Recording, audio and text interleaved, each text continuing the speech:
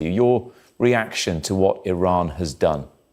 Well, it's obvious that it was a major humiliation for the Israeli regime. They crossed the red line and they got punished for it. Of course, the Israelis can say 110% of the drones and missiles were downed.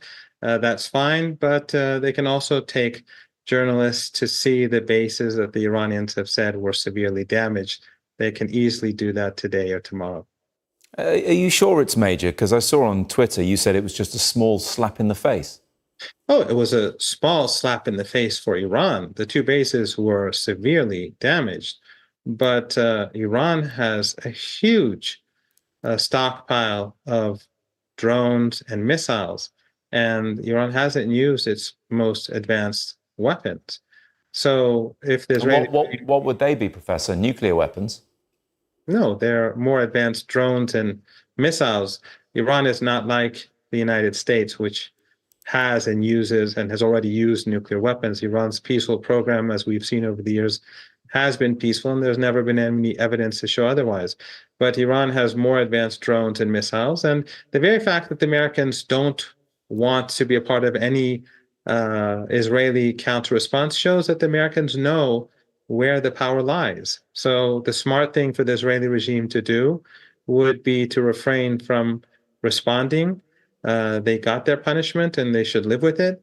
They can say that 200% of the drones were down and 300% of the missiles were down, but as long as they keep quiet, they'll be safe. But if they strike Iran again, it's going to get much worse. And do you think that could happen? Well, the Israeli regime is a genocidal regime. It has no morality. It has its leaders are not sane in the way in which we would view people as sane. No sane person carries out genocide. But I think they also are calculating what will happen. If the regime continues to attack Iran, then Iran will attack harder next time. And then if they do it again, Iran will continue to strike back. And that is not something that's sustainable for such a small and vulnerable regime, which is already lost on the battlefield in Gaza and on the border with Lebanon. Do you think either government has the best interests of its people at heart? Yes, Iran definitely does. Iran is protecting its citizens. The Israeli regime bombed an Iranian embassy, murdering people, and your government, the British government, refused to condemn it at the UN Security Council. The US government and the French government refused to do that.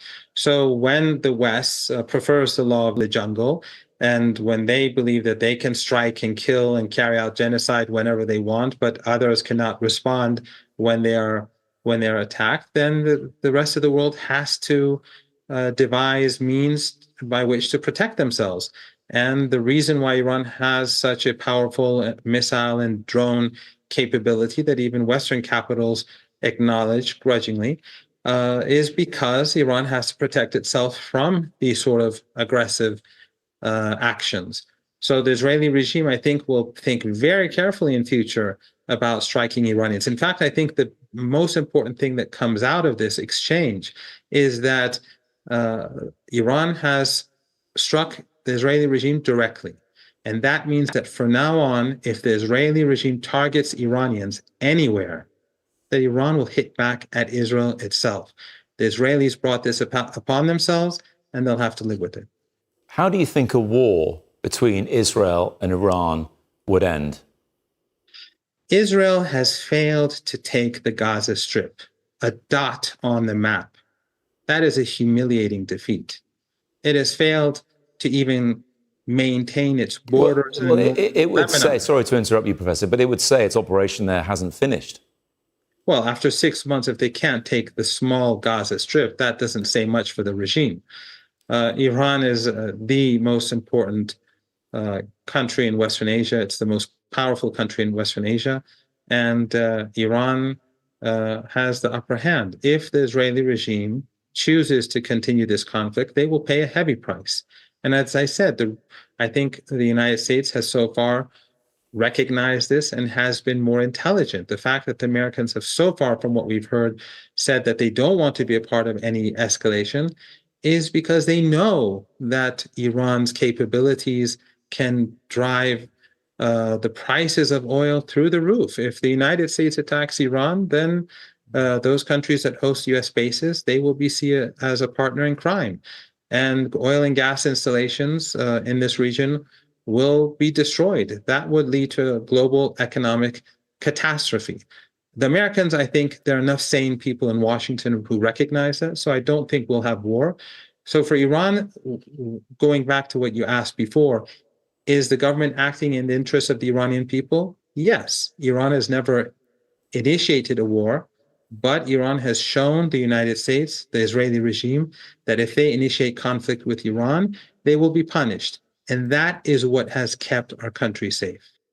There would be, just to finish off, differing views on what you've said, certainly in terms of Iran's actions via its, you may call them allies, others may call them proxies, with the Houthis, with Hamas, with Hezbollah, in that Iran is an aggressor. It's not on a defensive posture. I think you and I both know, and your colleagues know, and everyone knows, that the Israeli regime is an apartheid regime.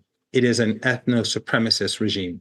It carries out ethnic cleansing, and it kills Palestinians on a regular basis, not just in Gaza, in the West Bank. And what we are seeing in Gaza has been going on for decades.